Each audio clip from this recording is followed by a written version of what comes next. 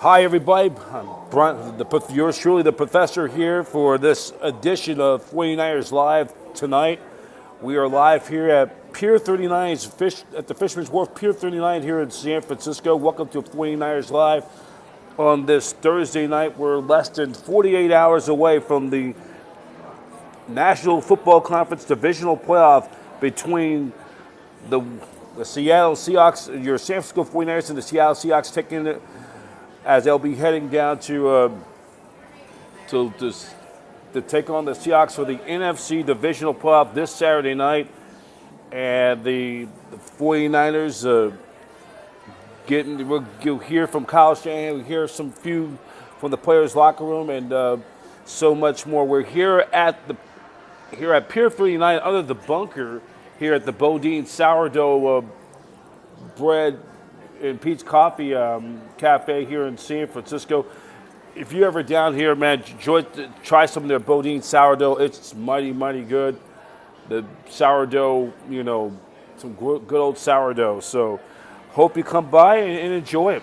So we're going to we'll start it off with, we'll go to the 49er locker room. And the videos are courtesy by 49ers.com.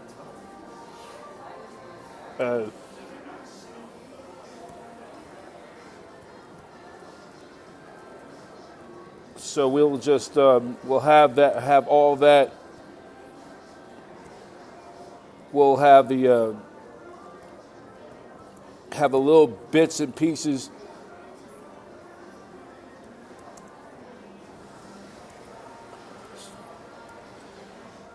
So we'll have all that. We'll hear from the 49er locker room. And it's going to be a good podcast tonight. And we're going to have some fun tonight. And we'll also, in addition, we'll have some NFL news and notes around the National Football League. Of course, one of the biggest stories of this week, that Mike Tomlin, longtime Steelers head coach, stepping down after 19 seasons. The Steelers getting bounced after they're a letdown after that emotional win against the Baltimore Ravens on Sunday Night Football 10 days ago in the regular season finale. And they beat the Ravens to win the AFC North, and then it just got handled by the Texans 30-6. So the Steelers will be looking for a new head coach, and we'll get into all those news and notes later on 49ers Live tonight. So we're gonna take this. We're gonna hear from the locker room. Christian McCaffrey talking earlier today down at practice.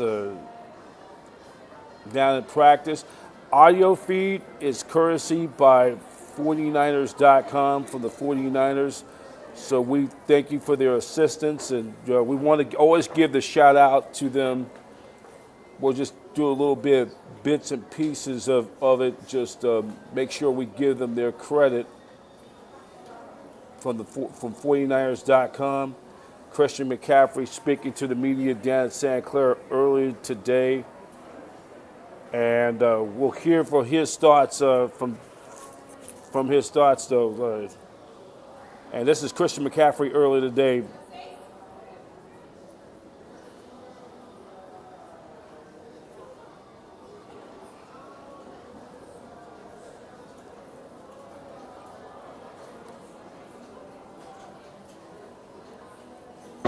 Offense in training camp, which uses the same offense. Can you see that in the defense, that it just, they're not going to get fooled by anything, that they're kind of well versed to stop this particular offense? I think every week presents different challenges. It's just about us going out there and executing.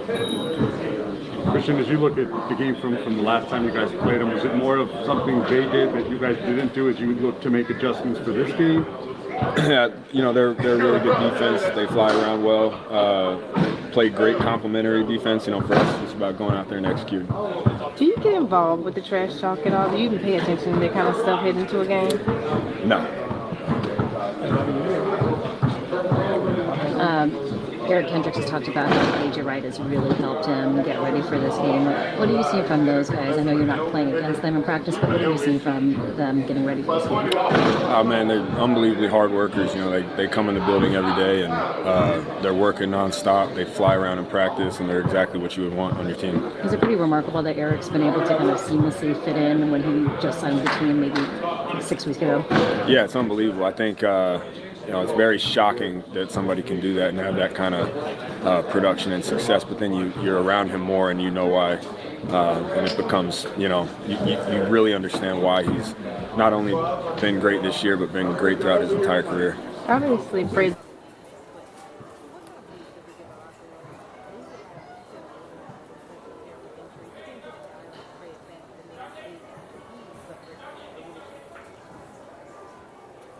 All right, that was Christian McCaffrey, how the team's going about their businesses, continuing to prepare for the playoffs. We hope we get some more by the Niners, how they focusing in on getting the job done. And that's the kind of the model that the 49ers got to do, is getting that work, staying after it, though, And, that's going to be the key for the 49ers. We're is getting their job done, getting after it, and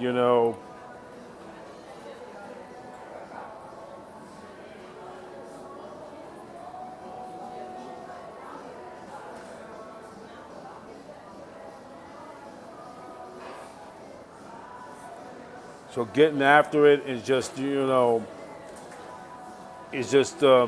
focusing on doing your job. The 49ers,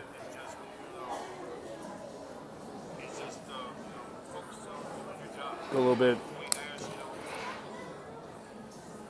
So the Niners getting there. We'll go now into their injury report in a few moments, and then here on 49ers Live tonight, we're here at the beautiful Pier 39's Fisherman's Warf. We're here behind the bunker, under the bridge. Bodine sourdough bread.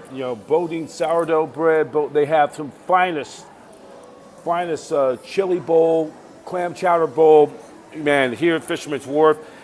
Down here early in the day, they're getting ready for Super Bowl 60, a little more than 3 weeks away, 3.5 weeks away. The Niners, are not only just two victories away from reaching that impossible dream, getting to Super Bowl 60.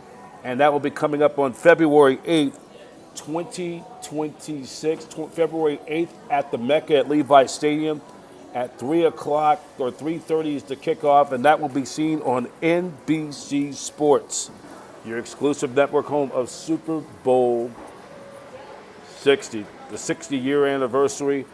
And as we continue on 49ers Live, Professor B, we got some comments.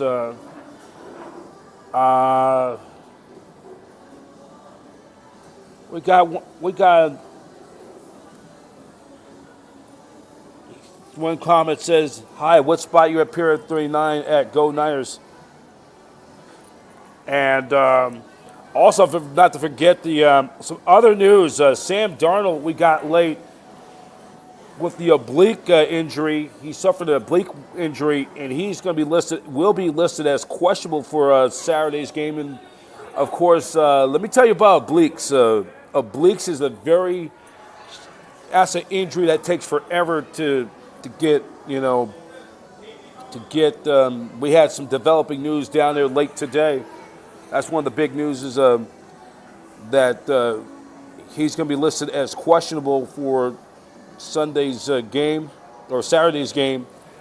He has that oblique muscle injury, and his status. I think he's going to play, but the thing's going to be, obliques takes forever to heal, and I want to go into the. I want to go on about the extent of the oblique injury. And these things are. This is something common for pitchers. Get those a lot. And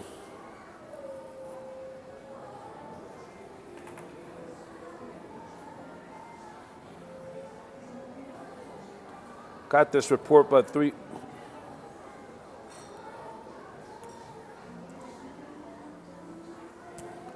Well, you get the oblique injury for football.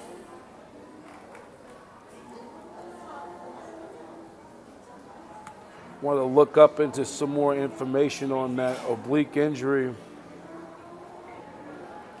This is, of course, courtesy of Sportskeeda.com.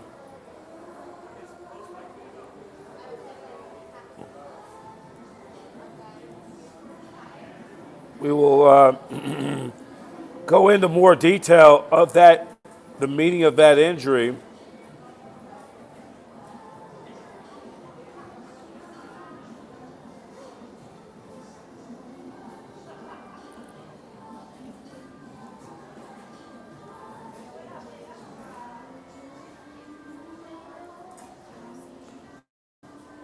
And I'm gonna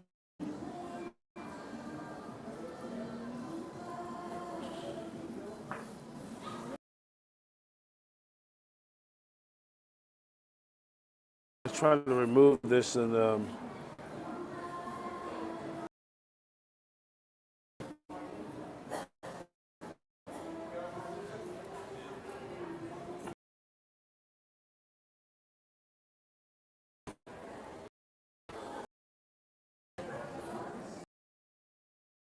we're having for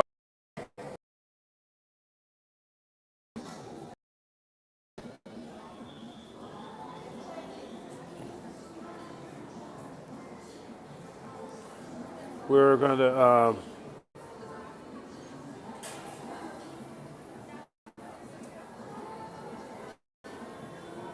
we are getting some.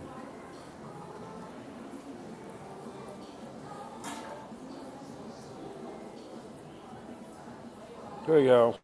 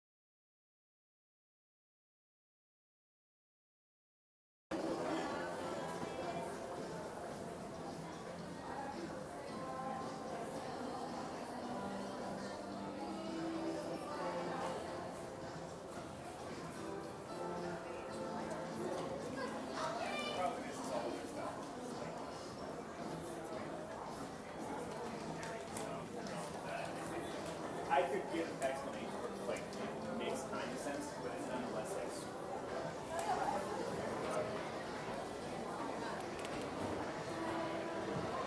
All right, we apologize for the delay. We had some technical difficulties, so no,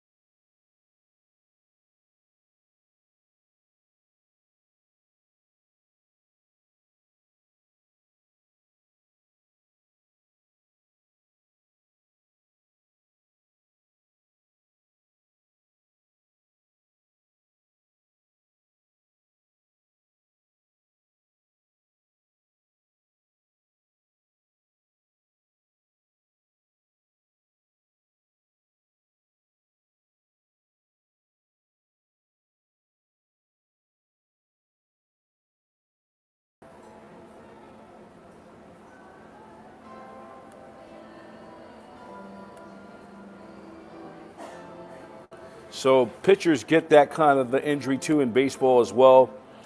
And just a reminder, check us out at youtube.com/@NinersRadio49. Always click the subscribe button. Our goal is trying to get to 1,000 subscribers. We're now are at, I think for a 496 video, we're getting close towards 500 videos. So, please keep on supporting our mission. And we're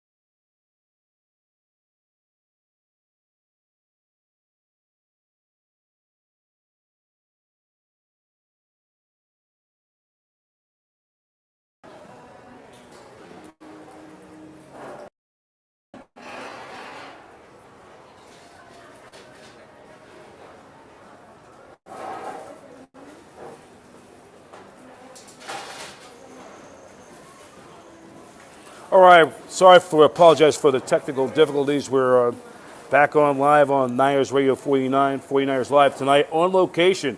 We're here at the Bodine Sourdough Bakery here in San Francisco, and we continue on 49ers Live. So the 49ers will take on the Seahawks. It will be for the NFC Divisional time for the fourth time in 5 years. They'll head to Lumen Field in the all-time meeting. They split the season series 1-1. The Niners entered the divisional round coming off a 23-19 win over the Super Bowl, the defending Super Bowl champion Philadelphia Eagles. The offense was led by Christian McCaffrey. Hey, look at the numbers. The Niners offense have totaled 2,493 yards in 7 postseason games in the last 3 years, fourth most in the NFL. And they'll be playing their 58th. They'll also be playing their 58th playoff game since 1980.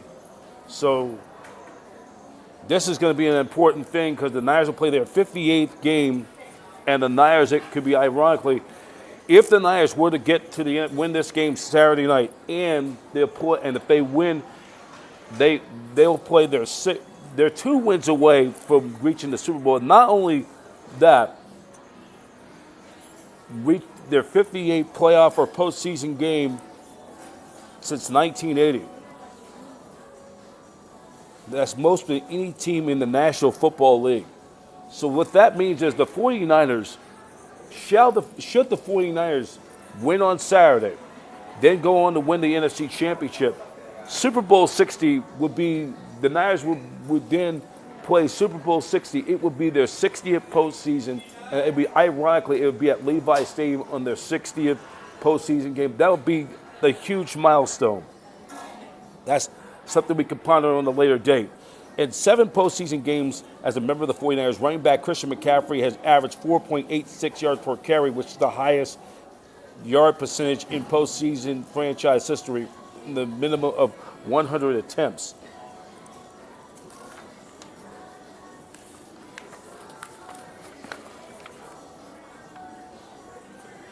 And then this is for Mike McDonald. This is his 2nd season with the Seahawks since replacing Pete Carroll, who just recently last week got fired by the Raiders. Marin native.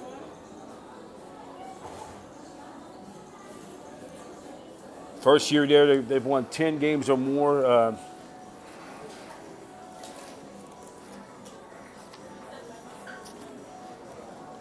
And there's some other Niner fun facts, though.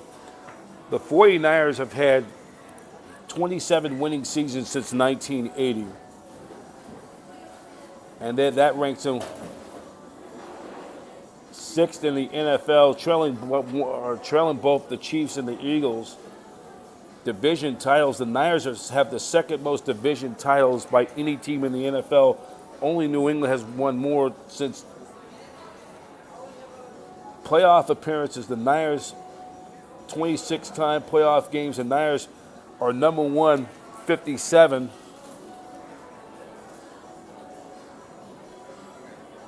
And then the Niners, of course, if they were to get to the NFC Championship game, this will be their 18th. This will be their 18th appearance since 1980.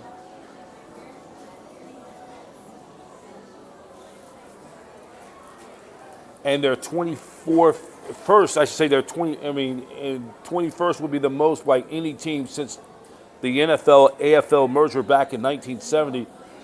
The Niners have appeared in 8 Super Bowls, more than any team in the NFC during that time frame. And the Niners have 5 Super Bowl wins ahead.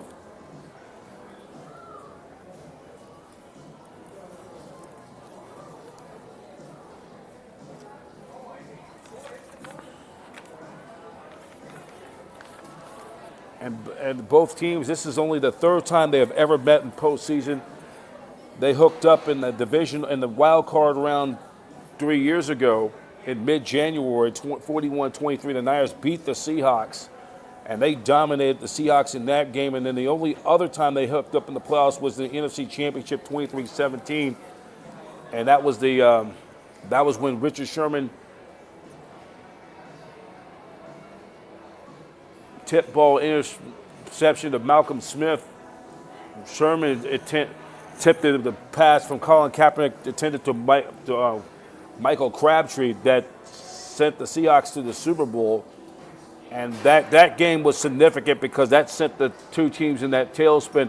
But I want to get more on that tomorrow. We'll have a special edition of 49ers Live tomorrow doing the early morning, midday.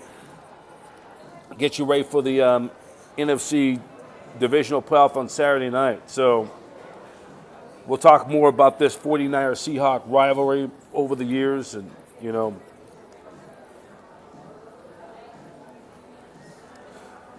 so we're going to take this time out. And when we come back, we'll hear from Kyle Shanahan from his presser from earlier in the day. And we'll have a little bit of his thoughts from the game, give you the injury update, and we'll get you ready for the and then we'll have some NFL news and notes, and then we'll wrap it up from here from Fisherman's Warf, Pier 39.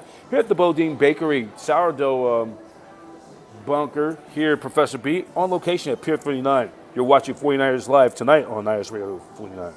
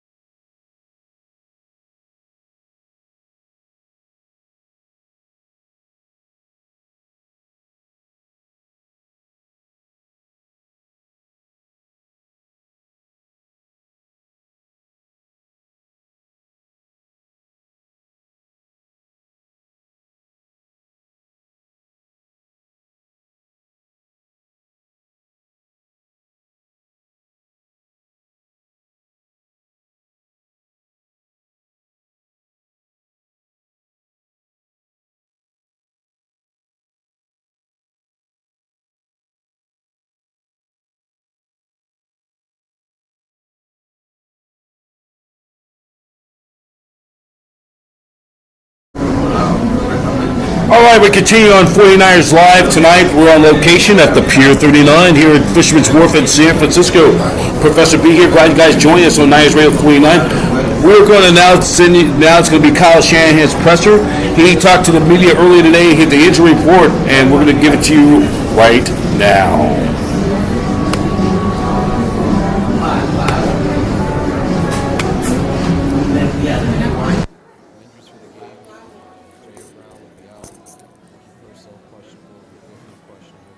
Questionable.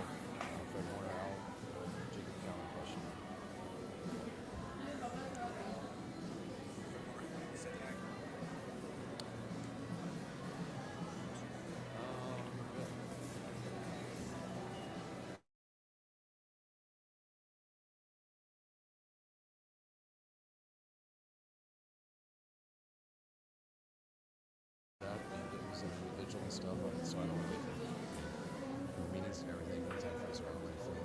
So I'll have it for around. Feel more confident. It's a clear self-possession. Should be good. Yes, I feel confident. We'll see if it works out. Last year where Washington was the sixth seed, they had the number one seed in the league. Yeah, we didn't lose anything. We just changed our schedule. Yeah, we can talk about it. A real good week. We got some work in on a short week, which was nice. We did some full speed stuff yesterday, and I think the guys have handled it real well. We went to the wild card week and you gave a speech about playing out of desperation. How much relevance is that taken into the Seahawks this week? I mean, I feel that's kind of our message every week. I feel like that's kind of what's gotten here. I feel like that's I was more about that. I think our advantage in the season is we play desperate every game. I feel like that's what gives us an advantage over most teams that we play against. My message last week was more, that's not an advantage in the playoffs. Every team plays desperate in the playoffs, so be ready for that and understand that when you're going against people. What have you learned about Eric Kendricks from coaching him that you couldn't learn from coaching against him or just watching him on tape? I mean, I think he kind of just validates and confirms all the stuff that I thought I knew about him. When you don't know someone at all, but I always talk about it with our players all the time. I think you can watch, you can know how a person is. You can see people's character, what type of guy they are by really watching a silent football tape. And I think he's confirmed that. We knew just going against him, it seemed like he was a hard worker. It seemed like he was on it. It seemed like football was very important to him. When you show that stuff on tape, that usually leads to a reliable, accountable, good person that people can rely on. And since he's been here, we've seen exactly that, and seen him on the field last week. Confirmed he's still that same dude. Surprised at how ready he was to go when you finally got him in the building? I mean, you knew he had a chance to because of the style of how he played. He wasn't a guy that, I mean, he was always so talented. You know, I think he was a first-round pick. Pretty sure he was. So obviously he was talented. But when you watched him over the decade, it wasn't that you were just always noticing just height, weight, and speed. You're noticing how good of a football player he was. And when someone doesn't have a training camp, doesn't have an off season, doesn't come to any place until week 12 or whatever it was, you'd be very shocked that they could pick it up. But the reason we wanted him is because of the style of the way he played. We thought if anyone could do it, he would have a chance to, and he did that right away. Now, when he had that setback in our bye week and tweaked his calf, you know, it was like, oh yeah, that doesn't surprise me. That's what happens. And I was surprised how he could come back from that and be able to be ready 2 weeks after that and be able to help us out and then pull out a whole game there last week. What did you see from Ricky this week, and is there a chance if he does play that he's on like a snap count? Yeah, we want to put him on a snap count, but I saw improvement. He's still battling it, so that's why he's still questionable. But you know, we would never put a guy on an exact snap count, especially in a playoff game. But we also understand where he's at, and that it would probably have to be different than his just true status of when he's 100% healthy. Is Fred going to make the trip with the team? What's that? Is Fred going to make the trip? Yes, he is. I asked that before I came in this week. Coach, heading into Week 18, you said there's not a lot of secrets between Seattle and you guys are division rivals and you know each other. Does anything change now that it's a playoff game? I don't think so. Last time we played them, it felt like a playoff game, and I'd like to say some things change every week because people get hurt and stuff, but they haven't played since then. So we'll see if anything changes when they come out, but I'm sure they'll get some guys back. I know we got some guys back, especially, you know, we didn't have Trent the last game. Hopefully we can get Ricky. But it's probably as similar of a game as you can have in this close amount of time. Jake Brendle's so valuable to this team, and is there a way to quantify just how much you put on his plate? One, I mean, I think Jake's one of the better. I think he's one of the better centers in this league. I don't think Jake nearly gets enough credit for just how good of a football player he is. Every year we study free agents, we study around the league, and that's where you get to kind of study people. And I've always been very happy with the center that we have. And when you look into just schematically some of the stuff we ask our center to do with protections, what we ask him to do with run plays, and you know, you don't see our quarterback, any quarterback that I've had, we don't ask them to point out a lot of stuff. We have the center do a lot of that. And Jake is as good as any center I've been around with doing that stuff. Do you have any update on George after surgery, and have you been able to talk with him? I talked to him through text. He sent a funny picture of him in his after surgery to my wife. He seemed like he was feeling pretty good, like most people are right after surgery. But I heard it went great. I heard it was a very successful surgery, and could have a chance to come back a lot sooner than we used to think back in the day with Achilles. So it was all good news. Some players are better than their stats, and Jennings, I think, is probably one of those guys. If somebody hadn't seen Jennings and you were describing him to them, what would you say about him? A true competitor. Like JJ is one of the best competitors I've ever been around. And he's one of the best receivers I've ever been around, just in terms of how he plays down in and down out. JJ, I thought, was as important as any receiver on our 2023 team. I believed if we won that game, he would have been the MVP. And I think every time we've gone to him, no matter what the situation's been, he's always come through at a high level.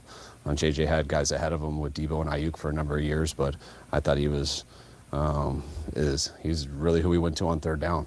And the guy who was the most consistent for us in those ways. And he's gotten his opportunity with people not here as a number one receiver. And like any guy who's competitive like JJ, he's risen to that challenge and played like a number one receiver. So ultimate respect for JJ. How close is Jacob Cowing to being on the field? What's that? How close is Jacob Cowing to being on the field? He's close. He's healthy. So he's had 2 good weeks, and I think we got one more week with him where we got to make a decision. But he's looked real good out there. When it comes to Brock's 4-0 in Seattle, it's obviously a loud environment. What about Brock managing the game or being loud with his cadence, or just what about Brock allows him to succeed in a loud environment? I think the big thing is Brock doesn't get rattled. I mean, you can be as loud as you want. They're still probably not going to hear you there.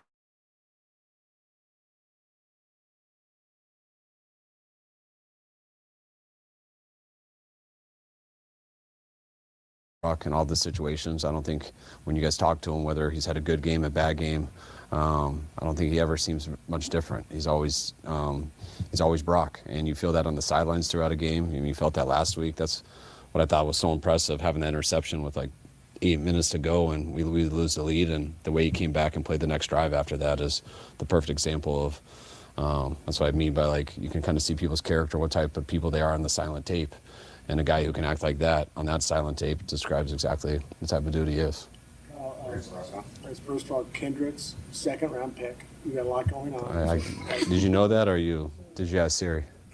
Pizza Award winner at UCLA. He's a UCLA. Okay, I gotcha. Forgive it. Are you sure? His brother was 2nd-round pick too, right? The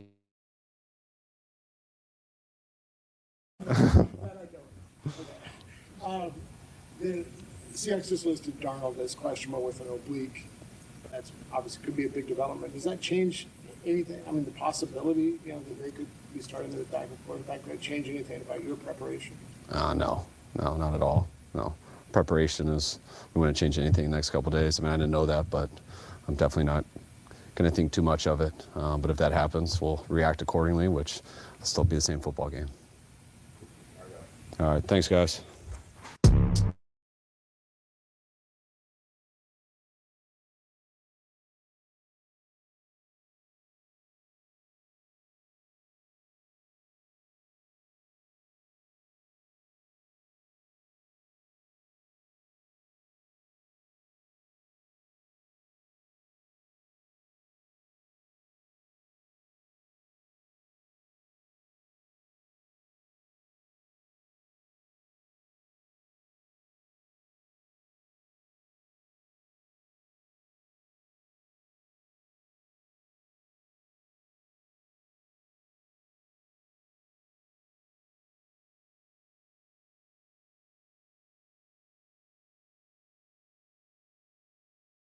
All right, that was Kyle Shanahan from earlier in the day.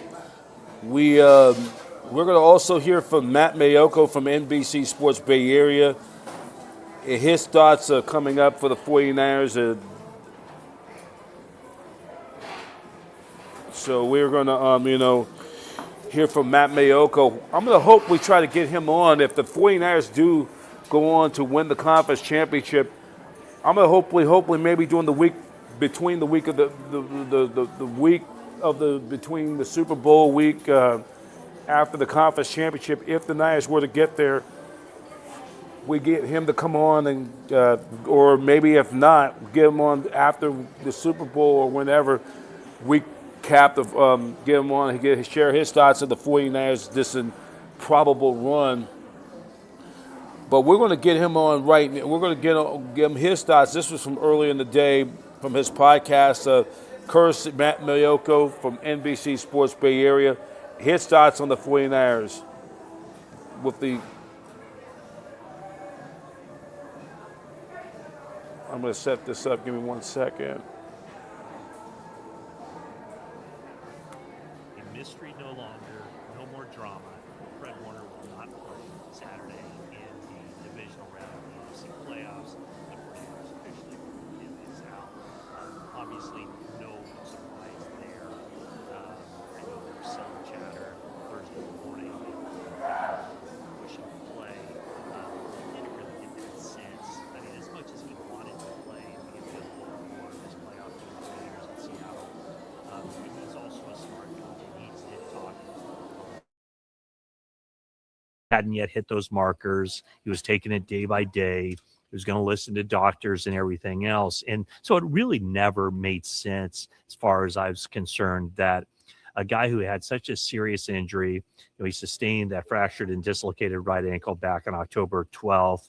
49ers opened the practice window, which I thought that they might because just by opening the practice window, it doesn't mean that he's out there going through a full practice and risking injury. It's just the next step in the progression. And for when you thought about what it would take for him to build up the strength and get back on the field, you would have thought, as the 49ers quite clearly did, that he needed a full week of practice. And so by opening the practice window for him on Tuesday, that was just a walkthrough. So he was able just to get on the field with his teammates, jump around, show that energy that he shows so much being out there.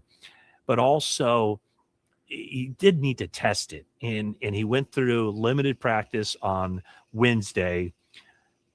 You would think that he would want to get out there and the 49ers would want to see him for a full week of practice to get out there before clearing him to play in a game. And so the major indicator quite clearly on Thursday morning or Thursday afternoon when the 49ers went out to practice was that all the linebackers were out there, including Fred Warner, wearing his number 54 jersey.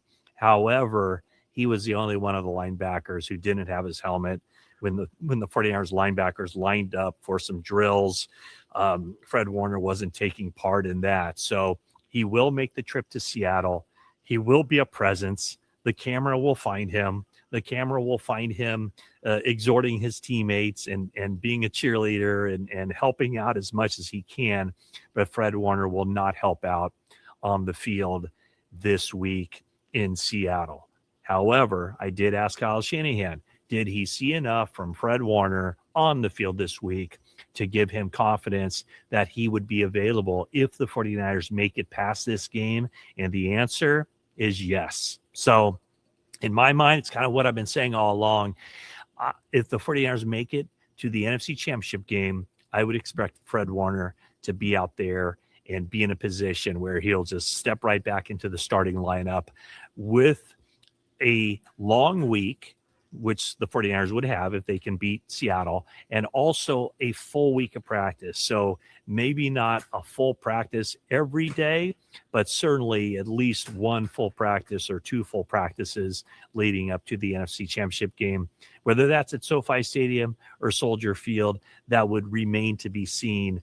But kind of what we thought. Fred Warner pushing himself, pushing his body to help his team out, but it just would not have been the right call. And I think everybody would agree with that, to push Fred Warner out there or allow him to play against the Seattle Seahawks on Saturday. So as I mentioned, Fred Warner listed as out for this game. This is how the 49ers official injury report comes. And before I even mention the 49ers injuries, which you can see right there, do want to note that Sam Darnold is listed as questionable on the Eagles injury report due to an oblique injury. He'll play. There's no question about it. But if there is something that he's experiencing with his oblique, Sam Darnold has not thrown an interception against the 49ers in 2 games this season, also hasn't thrown a touchdown pass. But if that impacts him in this game, that could be a big deal for the Seattle Seahawks, with him not being at full strength heading into this one. So, okay, here we go. But again, I think the 49ers probably see that as some gamesmanship of having Sam Darnold on the injury report. But here's the 49ers injury report. With Fred Warner out, that means the 49ers starting linebackers will be Eric Kendricks and D. Winters. Those are the 2 guys who will be the every down linebackers. With Jair Brown out, Tig out with a hamstring injury, that more than likely means Marquise Siegel will resume his starting role. He was a rookie, obviously, who started the first 7 games of the season, ran into some difficult times, and now he was back out there against the Eagles after Brown's injury, and Siegel played very well. I'd expect him to start. Ricky Pearsall seemed very optimistic that he'll be able to play. The last time before this week I saw him on the practice field, he looked to be only 50 or 75% as far as the running. This week, much closer to pushing it as far as, getting in and out of breaks, working off the line of scrimmage, his start stops, change of direction, all that. So it looks like Pearsall will be available for this game. I mentioned Winters. He's listed as questionable with the ankle injury. I expect him to play. I expect him to start. I expect him to play every down. And then Luke Gifford is questionable with a quadriceps injury. Big time special teams player, 2 very good special teams units in this game. Luke Gifford, the Pro Bowl representative from the NFC for special teams, and 49ers are hoping to get him back. And then Jacob Cowing will not be available for this game. He's healthy, but at this point, the 49ers they don't have an opening at wide receiver. They keep 5 receivers active for games, 5 receivers they suit up. And so for this game, it'll be who you think it will be. It'll be the starters will be Juwan Jennings and Ricky Pearsall, Demarcus Robinson as the 3rd, Kendrick Bourne as the 4th, and then Sky Moore as the 5th receiver, also the specialist as far as in the return game. So that is the 49ers injury report as they head into this game against the Seattle Seahawks as a 7-point underdog. There's a 7.5-point underdog. Looking at the other games in the NFL playoffs this weekend, the 49ers are the biggest underdog. So that is, something to note. That doesn't seem to scare the 49ers. It seems to kind of embolden them and kind of puts up a challenge. One thing I did not notice or did not note with the injury report is somebody whose name is not on the injury report, and that's Trent Williams. So when the 49ers faced the Seattle Seahawks in Week 18, 49ers offense really, really struggled. Trent Williams did not start. He did not play in that game due to the hamstring injury he sustained in Week 17 against the Bears. Austin Pleasant stepped in, and frankly, he struggled. And also Ricky Pearsall didn't play Week 18. 49ers offense put up a measly 3 points. So this is where the 49ers have to do a heck of a lot better. They have to run more plays. One of the things about the 49ers offense, and we saw it in very dramatic, obvious fashion against the Eagles, is Kyle Shanahan has his scripted plays at the beginning. He has his call sheet, and he uses that in a lot of ways to set up plays for later in the game. Now, the 49ers ran that trick play. Sky bang reverse pass that was set up just a few plays earlier by the jet sweep to Sky Moore. Now, that was a very obvious one that they used a play to set up another play, but 49ers do that continually throughout the game. It's about the formation and doing one thing, showing one thing, and then maybe later using those same concepts and doing something else, and seeing how the defense reacts to certain plays based on down and distance, formation, and how a play looks at the beginning. And so the 49ers in that game against Seattle, Week 18, they never got into a rhythm. And it's a little bit of chicken and egg. they didn't have much success offensively, so therefore they didn't run very many plays.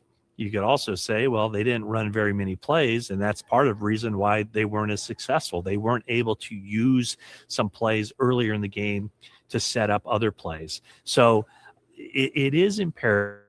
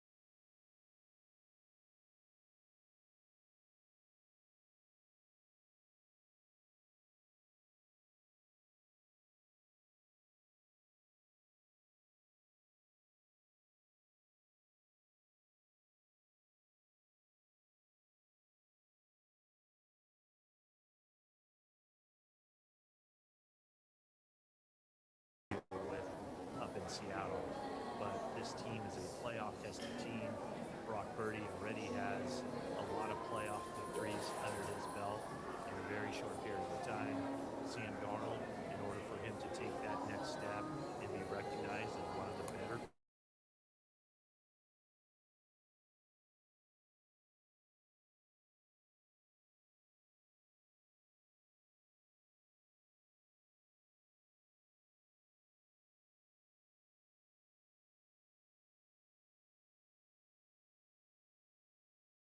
far as being just the talent level and the position by position breakdown, but they are evenly matched in that they know each other very well. And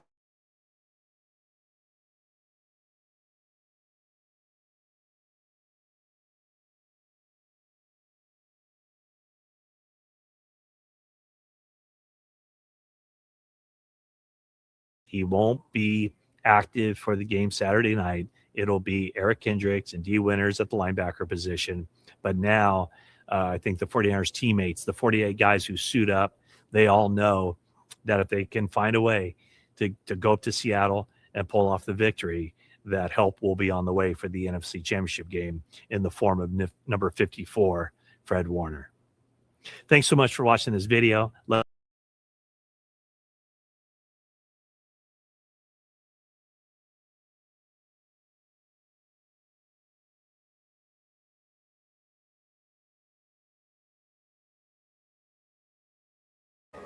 All right, that was Matt Miyoko. Matt Miyoko. Testing. Testing.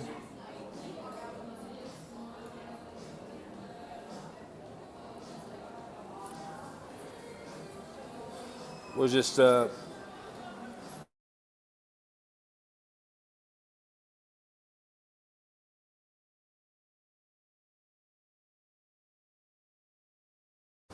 testing.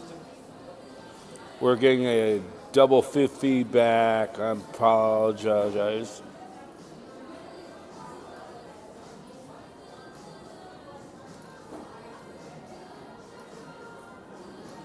So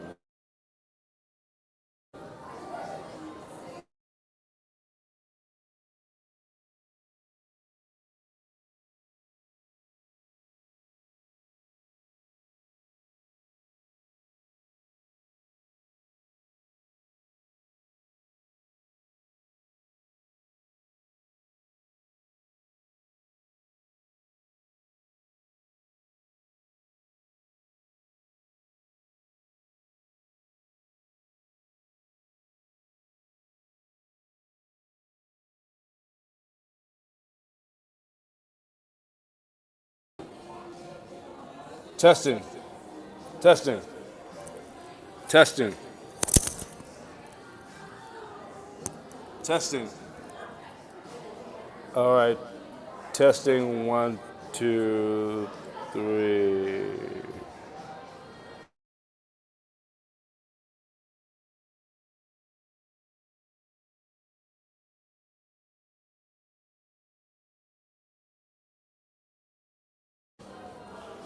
All right, that's going to do it for this edition of 49ers for 49ers Live on remote from Pier 3099 here in San Francisco. So the 49ers will have another edition of 49ers tomorrow. And for the latest on the 49ers news, go to 49ers.com and check us out, youtube.com/@NinersRadio49. That's it for now. Professor B signing off for now. And thank you for joining us on Niners Radio 49 as well. We hope you enjoyed this podcast. We'll have another one tomorrow as we'll get you ready for the Niners and Seahawks. They'll be leaving tomorrow around 1:30 or so, and they'll head up to Seattle for the final walkthrough, and then Niners Seahawks and on for the NFC Divisional Playoff on Saturday night, and we'll be back. We'll be back for another edition of 49ers Live tomorrow. For the latest on the 49ers news, go to youtube.com/@NinersRadio49. And thank you for joining us. We apologize again for the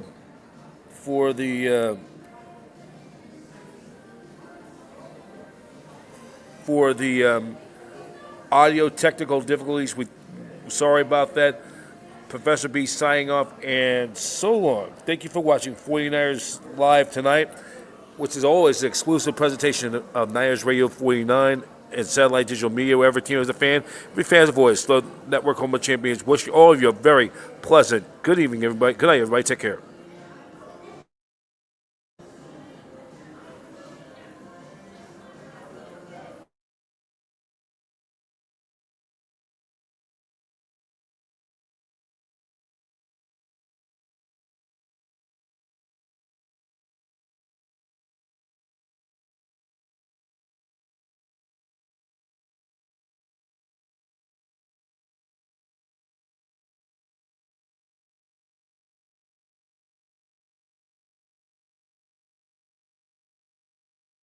Wow.